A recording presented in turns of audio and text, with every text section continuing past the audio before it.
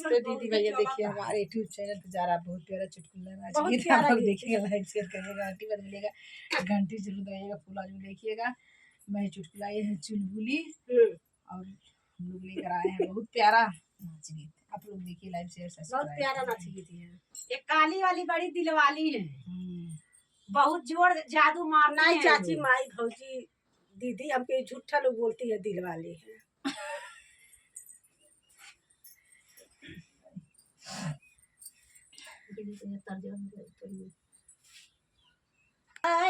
ले बा हमारे ननदो के केहू फसाई ले बा, हमारे ननदो के केहू फसाई ले बा, हमारे ननदो के केहू फसाई ले बा, फसाई ले बा, हो फसाई ले बा, हमारे ननदो के केहू फसाई ले बा, हमारे ननदो के केहू फसाई ले बा।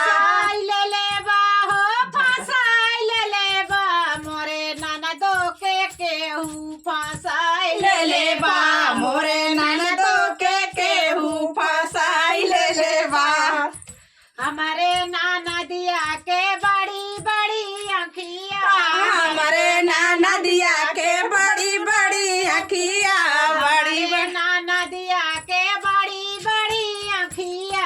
हमारे नाना दिया के बड़ी बड़ी अखिया, बड़ी बड़ी अखिया हो, बड़ी बड़ी अखिया, बड़ी बड़ी अखिया हो, बड़ी बड़ी अखिया, बड़ी बड़ी अखिया हो, बड़ी बड़ी अखिया, केहू चश्मा लगा के भगाई ले गया, मोरे हमरे ननद के फसाई ले गइल, केहू चश्मा लगा के भगाई ले गइल बा, हम कोई हमारे ननद के फसाई ले बा, कोई चश्मा लगा के भगाई ले गइल बा, कोई हमरे ननद के फसाई ले बा,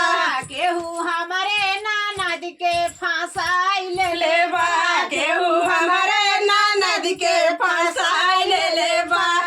हमारे ननदिया के पतरी कमरिया, हमारे ननदिया के पतरी कमरिया, हमारे ननदिया के पतरी कमरिया, हमारे ननदिया के पतरी कमरिया, चुनरी पहिरा के भगाई ले बा, केहू हमारे ननद के फसाई ले बा, केहू चुनरी पहिरा के भगाई ले बा, केहू हमरे ननद के फसाई ले बा, केहू हमारे ननद के फसाई ले बा, केहू हमरे ननद के फसाई ले बा, हमारे ननद के हो गोरे गोरे गलावा, हमारे ननद के हो गोरे गोरे गलावा,